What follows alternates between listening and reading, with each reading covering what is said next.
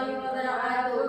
Izinkan saya di sini memaparkan mengenai budaya positif yang apa saya pelajari di program Guru Penggerak Angkatan 10. Semoga ini memberikan motivasi dan inspirasi bagi kita ya, khususnya bagi teman-teman guru yang belum mendaftar calon guru penggerak. Amin. Untuk yang pertama, sebelum mengawali kegiatan, patutlah kita mengawali dengan kegiatan. Terus selanjutnya kita langsung mulai memaparkan ya untuk ini yaitu membangun budaya positif yang ada di sekolah. Selanjutnya Bu, di sini saya punya pertanyaan pemantik. Hukum dapat mendisiplinkan anak, apakah benar? Ya benar. Saya setuju. Menurut Bu Suryani benar. Ya. Bagaimana Bu? Saya setuju dengan pernyataan hukuman dapat mendisiplinkan anak. Karena kalau kita membiarkan anak melakukan sesuatu yang tidak benar dan tidak diberi konsekuensi, maka anak akan merasa bebas dan akan mengulanginya lagi di kemudian hari. Menurut saya begitu. Ada pernyataan lain? Ada pernyataan lain? Kemudian pertanyaan nanti yang kedua, pemberian hukuman dengan hal-hal positif seperti meminta atau membersihkan halaman sekolah dapat meningkatkan disiplin anak. Untuk pertanyaan yang kedua bagaimana? Setuju. Setuju? Setuju. Setujunya kenapa? Bisa dijelaskan? Kemudian malu-malu. Bu Ida barangkali? Iya, pemberian hukuman dengan hal-hal positif seperti meminta atau membersihkan halaman sekolah dapat meningkatkan disiplin anak.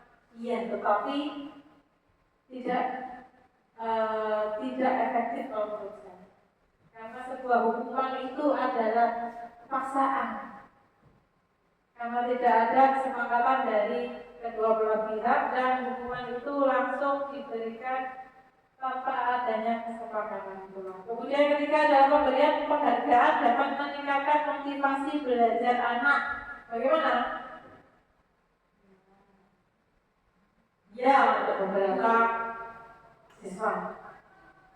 Nah, tidak bagi beberapa siswa. Menurut saya seperti itu ya.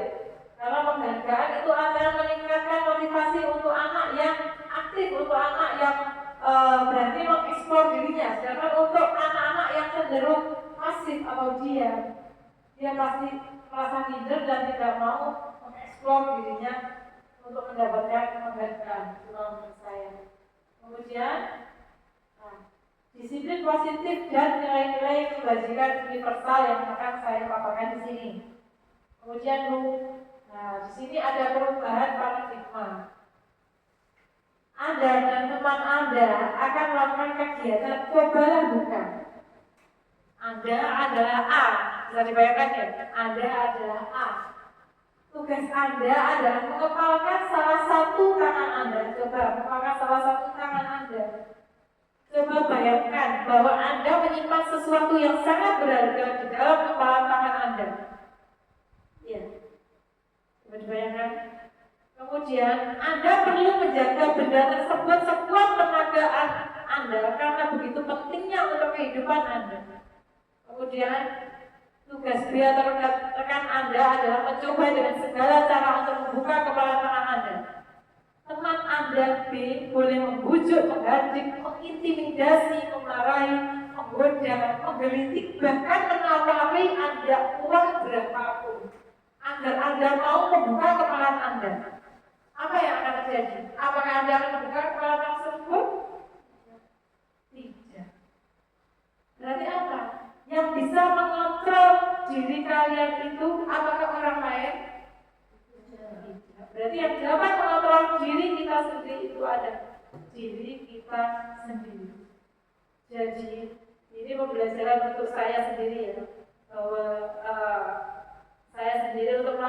suatu hal. Kalau saya dikontrol oleh orang lain, itu saya mungkin dalam fisik saya melakukan, tetapi dari hati saya akan merasa hal itu karena dipaksa.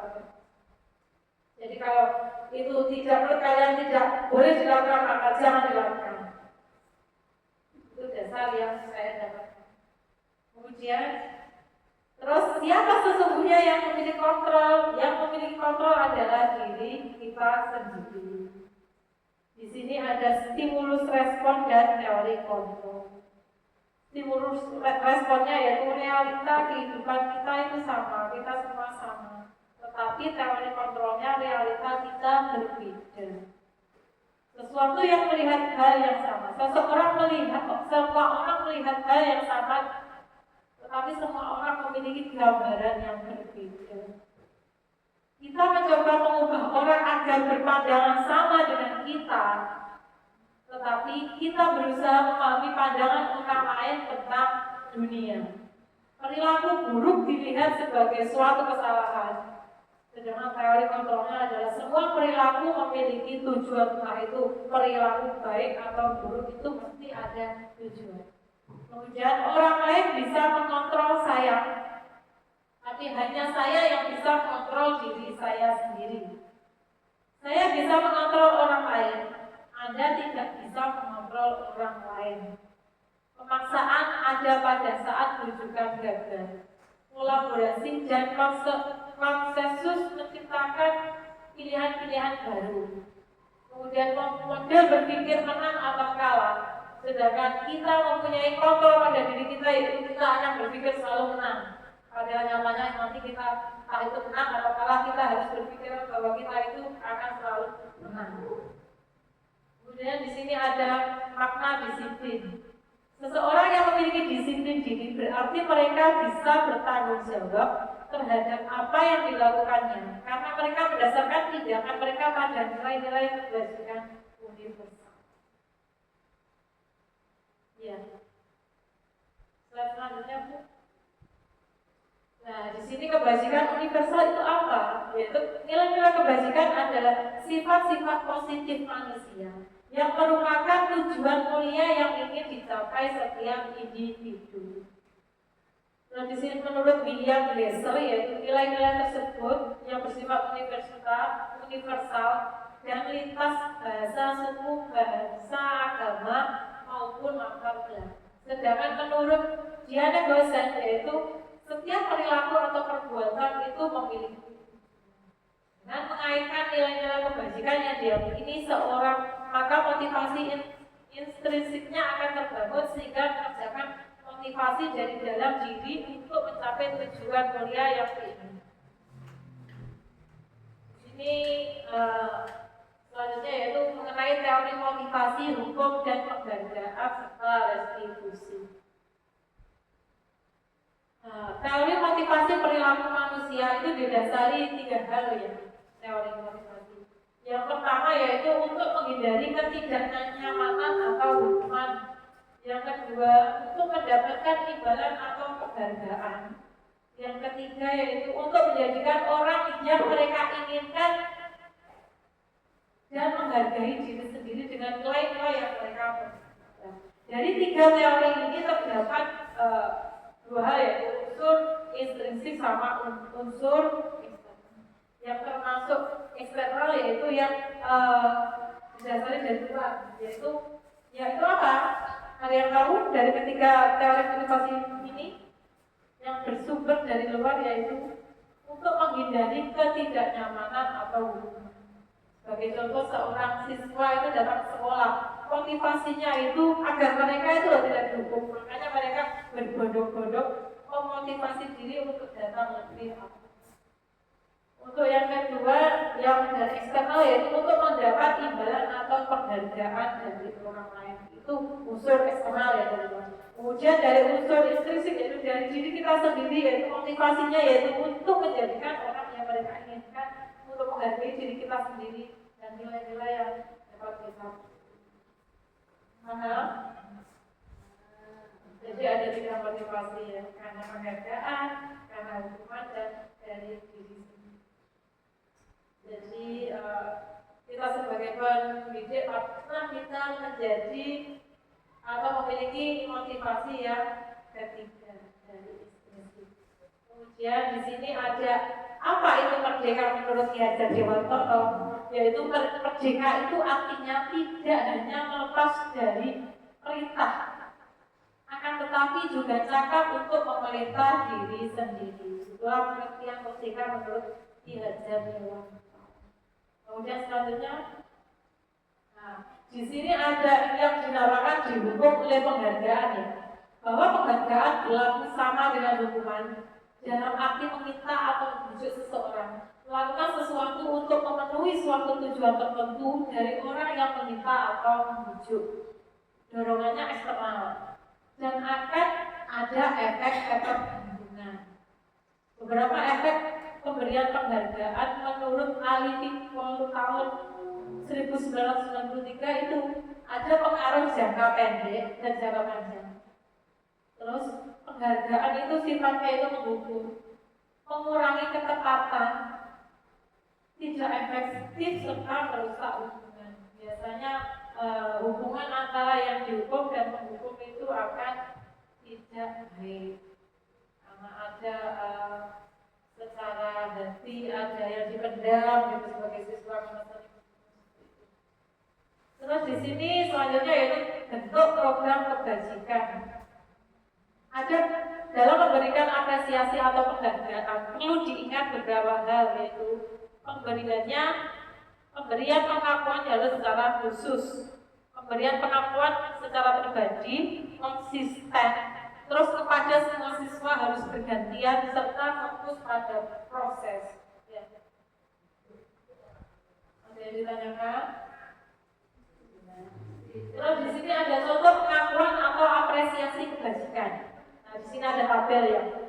Di sebelah kanan sendiri itu situasinya, tengah nilai kebajikan, serta sebelah kiri yaitu pembukaan perkataannya. Misal di sini, pada saat menolong murid baru di kelas kita, itu nilai kebajikan yang pertama yaitu rasa empati. Rasa empati, kemudian pembukaan perkataannya biasanya kemarin saya perhatikan kamu kok begini, kok menolong ini gitu ya. Kemudian yang kedua ada contoh pada saat kamu membantu teman-teman di tugas kelompok. Itu nilai kebajikan yang pertama yaitu kepedulian. Bukaannya yaitu saya menghargai, misal saya menghargai ini yang sering membantu kamu seperti itu. Sampai hanya ke nilai kebajikan rasa tanggung. Nah, di sini saya punya pertanyaan lagi.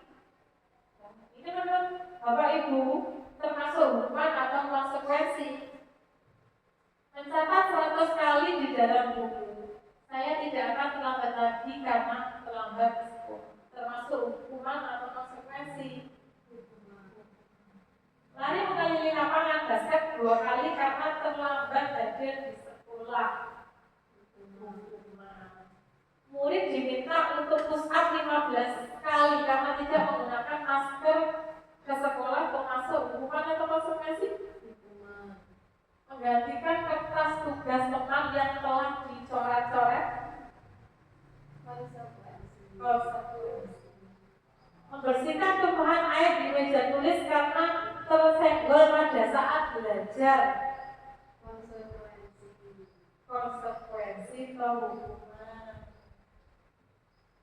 Konsekuensi ya. Murid disuruh untuk mengenakan sepatu seharian sekolah karena tidak mengenakan sepatu hitam. Konsekuensi ya. Konsekuensi. Lari mengelilingi lapangan basket 2 kali karena terlambat 10 menit untuk pelajaran PJOK. Hukuman atau konsekuensi? Konsekuensi. Setelah ini Bapak Ibu bisa mengetahui jawabannya itu termasuk hukuman atau konsekuensi. Apa kok?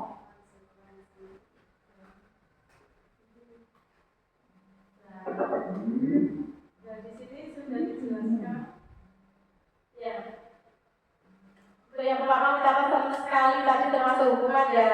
Kemudian lari mengelilingi lapangan basket termasuk juga hukuman.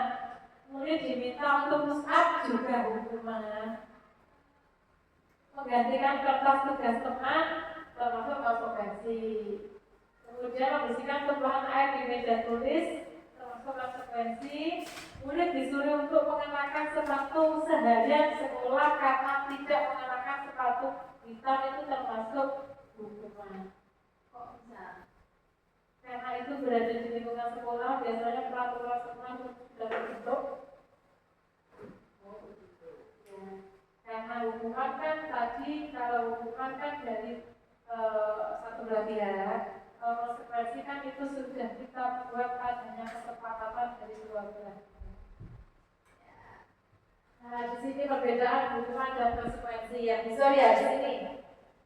Kalau hukuman adalah sesuatu yang menyakitkan harus terjadi. Kalau konsekuensi sesuatu harus terjadi. Terus hukuman membuat anak sakit fisik maupun hati untuk jangka waktu yang lama, sedangkan konsekuensi membuat anak merasa tidak nyaman dengan jangka waktu pendek. Biasanya setelah merasa tidak nyaman, terus anak itu merasa sadar bahwa itu sudah hasil kesepakatan. Terus hukuman anak membenci kedisiplinan. Terus kalau konsekuensi anak menghargai kedisiplinan. Terus hukuman sifatnya yaitu paksaan, sedangkan konsekuensi adalah stimulus dari tanggapan. Kemudian mendorong anak menyakiti diri sendiri. Itu kalau hukuman. Kalau konsekuensi adalah mendorong anak agar mudah menyesuaikan diri. Kemudian hukuman lagi yaitu konsep diri yang buruk, sedangkan konsekuensi konsep diri yang buruk. Terus anak belajar untuk menyembunyikan kesalahan. Kemudian kalau konsekuensi anak belajar untuk mematuhi peraturan yang telah dibuat. Terus yang terakhir yaitu marah, rasa bersalah, dipermalukan, merasa tidak dihargai itu dalam hukuman. Sedangkan dalam konsekuensi kehilangan hak, dibuat tidak nyaman, diasingkan untuk sementara waktu, untuk sementara. Ya, Bapak Ibu ya. Kemudian untuk selanjutnya yaitu apa itu restitusi? Restitusi adalah proses menciptakan kondisi baik siswa untuk memperbaiki kesalahan mereka, sehingga mereka bisa kembali pada kelompok mereka dengan karakter yang lebih kuat. Restitusi juga merupakan proses kolaboratif yang mengajarkan siswa untuk mencari solusi untuk masalah mereka dan membantu siswa berpikir tentang orang seperti apa yang mereka ingin menjadi, apa tujuan kuliah biasanya, dan bagaimana mereka harus memperlakukan orang lain. Itu menurut dosen tahun 2004. Selanjutnya yaitu keyakinan kelas. Nah, di sini saya punya pertanyaan beserta jawabannya ya. Mengapa kita memiliki peraturan tentang penggunaan helm pada saat mengendarai kendaraan roda 2 atau motor? Kemungkinan jawaban Anda adalah untuk keselamatan. Kemudian yang kedua, mengapa kita memiliki peraturan tentang penggunaan masker atau mencuci tangan setiap saat? Kemungkinan jawaban Anda adalah untuk kesehatan atau keselamatan. Nah, nilai-nilai kesehatan dan keselamatan inilah yang kita sebut sebagai keyakinan, yaitu nilai-nilai kebajikan universal yang disepakati secara tersirat dan tersurat lepas dari latar belakang suku, negara, bahasa maupun agama. Jadi nggak ada itu yang panjang, kita buat peraturan menjadi keyakinan. Karena keyakinan mas tumbuh dari siswanya, dari hatinya. Ya. Kemudian, di sini saya punya pertanyaan. Peraturan dan keyakinan kelasnya apa? Nah, untuk yang pertama, selalu kembalikan buku ke tempatnya. Itu termasuk keyakinan kelas apa? Tanggung jawab. Yang lain? Nah, ya. Dilarang mengganggu orang lain. Ayo, keyakinan buat apa? Biasanya peraturannya dilarang mengganggu orang lain. Kita buat keyakinan yang lebih simpel atau apa? saling menghargai. Terus hadir di sekolah 15 menit sebelum pembelajaran dimulai. Disiplin. Dilarang melakukan kekerasan. Apa? Terus ada lagi dilarang menggunakan narkoba. Bergantian atau menunggu giliran. Apa? Menggunakan masker serta jangan berlari di kelas atau koridor. Setelah ini, di sini jawabannya ya. Kalau selalu membalikan buku di tempatnya itu termasuk rasa tanggung jawab. Keyakinan kelasnya.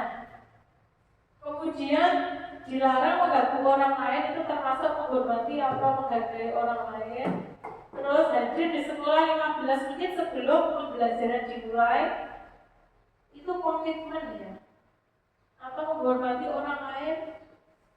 Disiplin juga bisa. Kalau menurut saya. Kemudian dilarang melakukan kekerasan, masuk keselamatan, atau menghormati orang lain. Dilarang menggunakan narkoba, itu termasuk dalam kesehatan.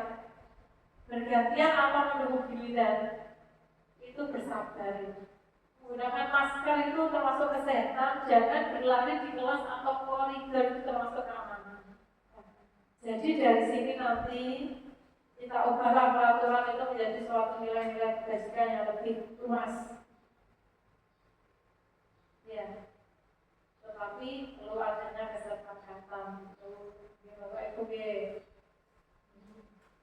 Terus selanjutnya itu kebutuhan dasar manusia. Ada 5 kebutuhan pokok ya. Yaitu yang pertama ada kebutuhan hidup, kesenangan, kekuasaan, kebebasan, dan kasih sayang. Biasanya seorang anak yang kurang memperoleh kasih sayang atau kebutuhan atas dasar kasih sayang yang kurang itu pasti anaknya yang sering bermasalah di sekolah. Ya, sebagian besar seperti itu. Entah bagaimana kita seorang pendidik harus mencukupi rasa kasih sayangnya ketika di sekolah biar anaknya itu bisa sadar diri untuk merubah diri. Ya. Kemudian ada 5 posisi kontrol sebagai seorang pendidik, yaitu sebagai penghukum, pembuat merasa bersalah, pemantau teman serta manajer. Nah, biasanya kalau saya pribadi dulu sebelum melakukan pelatihan ini, saya biasanya sering sebagai di posisi penghukum dan teman. Ternyata posisi ini menurut saya kurang tepat untuk mendisiplinkan anak di era sekarang. Ternyata posisi manajer lah yang tepat, karena di sini seorang manajer dapat merangkul seorang pendidik tanpa adanya seorang siswa tanpa adanya hukuman, kekerasan atau minyak-minyak dimanja sebagai seorang teman. Gitu guys. Seorang manajer itu biasanya menerapkan restitusi dan segitiga restitusi dalam menyelesaikan masalah anak. Untuk yang pertama yang paling bawah yaitu dengan menstabilkan identitas. Kemudian langkah yang kedua yaitu validasi tindakan yang salah. Yang ketiga yaitu menanyakan keyakinan. Ya, ada yang ditanyakan?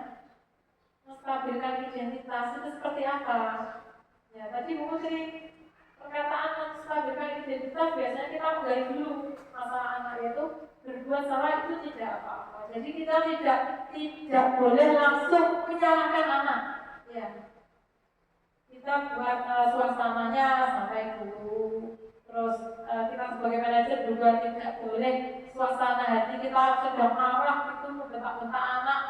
Saya memposisikan diri sebagai manajer, tapi nyatanya dia dengan kata-kata yang kasar, dengan kata-kata yang keras itu bukan manajer ya, itu masih sebagai penghukum. Terus yang kedua adalah tidak ada manusia yang sempurna. Saya juga pernah melakukan kesalahan seperti itu. Kita bisa menyelesaikan masalah ini. Bapak Ibu tidak tertarik mencari siapa yang salah, tapi Bapak Ibu ingin mencari solusi dari permasalahan ini. Kamu berhak merasa begitu. Apakah kamu sedang menjadi teman yang baik buat diri sendiri? Itu adalah beberapa pertanyaan yang sering dilakukan untuk menstabilkan identitas. Kemudian setelah menstabilkan identitas dan anaknya mau mengaku, kemudian di sini ada validasi tindakan yang salah. yaitu contohnya yaitu padahal kamu bisa melakukan yang lebih buruk dari ini. Kamu pasti punya alasan mengapa melakukan hal ini. Kamu patut bangga pada dirimu sendiri karena kamu telah melindungi sesuatu yang penting buatmu. Kamu boleh mempertahankan sikap itu, tapi kamu harus menambahkan sikap yang baru.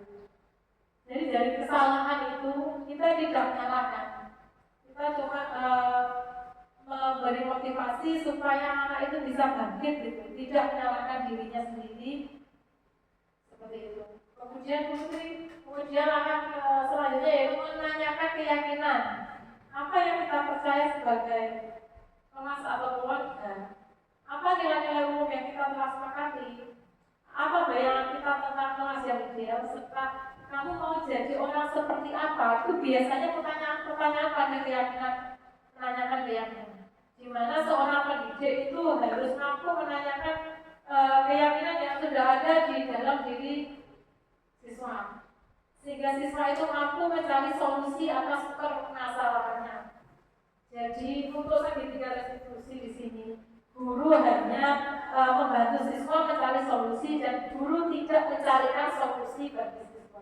Jadi siswa bertanggung jawab sendiri atas solusi masalahnya. Sebagai misal seorang siswa yang sering datang terlambat, itu siswa kita tanyakan keyakinan apa yang belum mereka punya, yang masih kurang di diri mereka. Terus setelah itu kita menanyakan kedepannya akan jadi seperti apa supaya kalian dapat siswa itu dapat memperbaiki diri supaya tidak terlambat lagi. Jadi kita membawa siswa untuk mencari solusi atas masalahnya sendiri. Jadi kita seorang pendidik itu hanya menjembatani, memotivasi, jadi kita itu tidak mengatur siswa, biarkan siswa itu paham sendiri. Itulah segitiga restitusi. Demikian paparan dari saya Bapak Ibu, semoga sedikit materi yang saya terima juga dapat disampaikan kepada Bapak Ibu.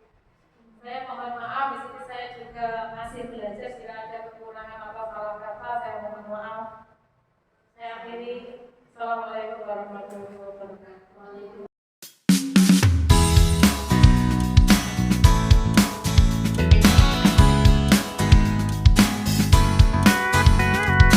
Assalamualaikum warahmatullahi wabarakatuh. Di siang hari ini, di pertemuan kita hari ini, kita akan membentuk yang namanya keyakinan kelas. Ya. Jangan lupa. Apa itu keyakinan kelas? Tahu nggak? Keyakinan kelas itu kita bentuk dari peraturan-peraturan yang ada di kelas ini. Tetapi keyakinan kelas itu bentuknya singkat, berbentuk hal-hal atau nilai-nilai yang lebih positif. Jadi kata-kata misal ada dilarang datang terlambat, dilarang berpakaian tidak sesuai dengan harinya. Kalau ada kata-kata dilarang itu berarti kalimatnya berarti positif. Kita buat kalimat-kalimat atau nilai-nilai yang positif. Ya, paham atau tidak? Kalau tidak, bilang tidak.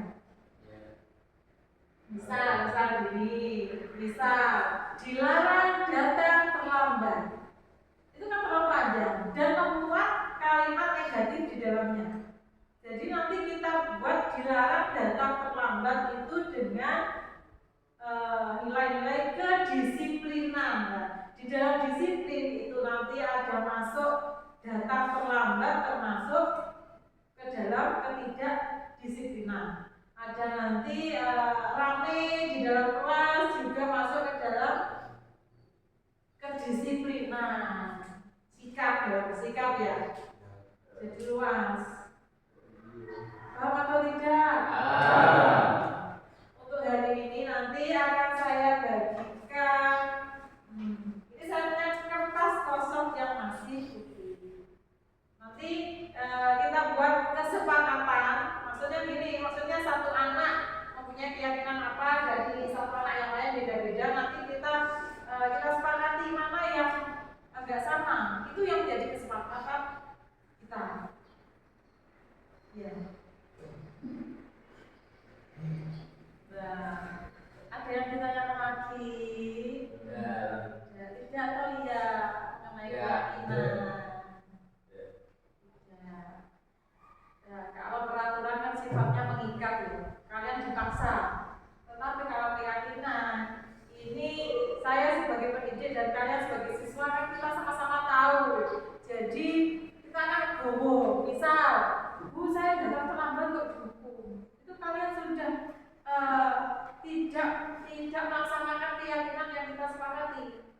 Jadi itu tidak akan menjadi suatu paksaan di kalian karena itu sudah menjadi keyakinan kelas. Jadi keyakinan kelas kita itu yang kita perlukan itu apa? Kalian tulis di lembar kertas ini. Entah itu kedisiplinan, tanggung jawab, kesehatan atau keselamatan, saya bagi sekarang bisa diisi nanti kita sepakati ya.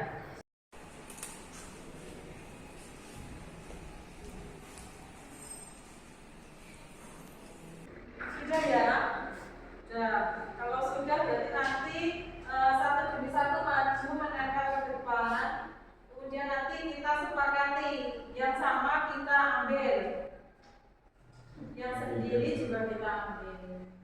Jadi nanti kita tahu keyakinan kelas apa yang ada di kelas. Jadi nanti kalau ada pelanggaran kan kalian sudah tahu itu termasuk keyakinan kelas. Ya. Ini pakai kiriman. Kalau dua tapi ya dapat dua nomor.